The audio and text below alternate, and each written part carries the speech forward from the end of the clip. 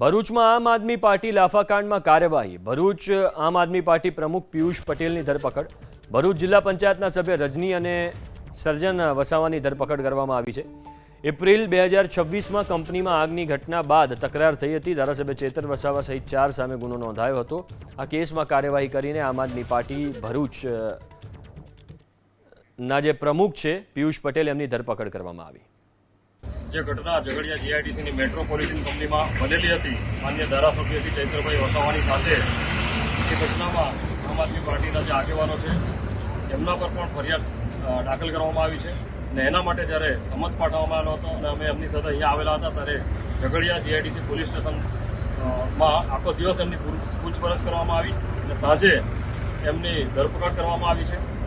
આ એક જે સત્યની જે લડત છે કે જે આગેવાનો લડી રહ્યા છે એમનો અવાજ આ ભાજપની તાનાશાહી સરકારમાં દબાવવાનો પ્રયત્ન થઈ રહ્યો છે, પરંતુ અમે માન્ય ધારાસભ્ય શ્રી ચૈતરભાઈ વસાવાના સૈનિકો છે।